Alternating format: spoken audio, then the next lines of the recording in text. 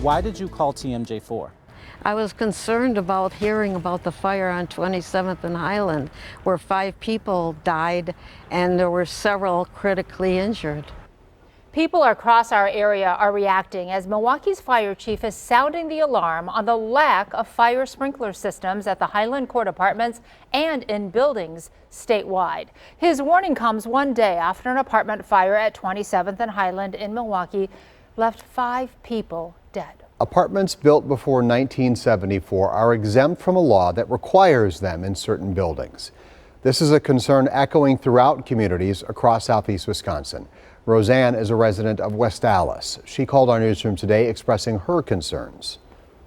The senior living apartment that she has lived in for the last 11 years does not have sprinklers either. She says the deadly apartment fire in Milwaukee this past weekend has left her terrified. Lighthouse reporter Ryan Jenkins went to speak with her and ask Milwaukee's top fire official just how common it is for these buildings to not have a fire suppression tool.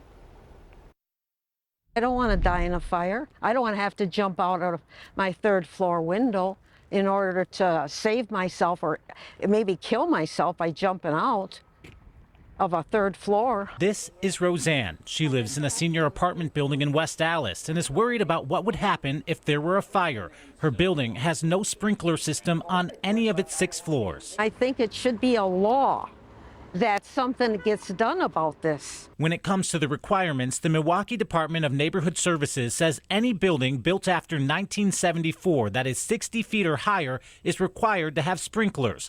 So are buildings that present a, quote, substantial fire risk or require increased protection for occupants.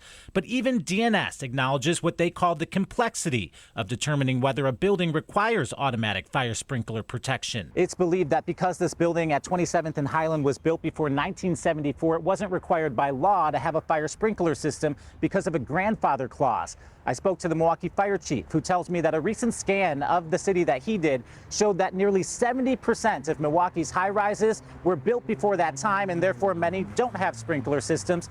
He suspects the same could be said about many non-high-rise buildings. Do you think that it's time for that grandfather clause to go away? Definitely, definitely. That's too many years ago, way back.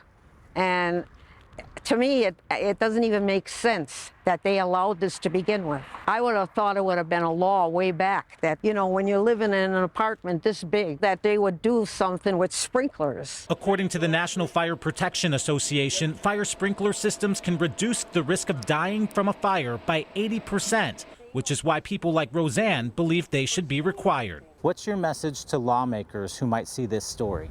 Please, I beg you to do something as soon as possible. Ryan Jenkins, TMJ4 News.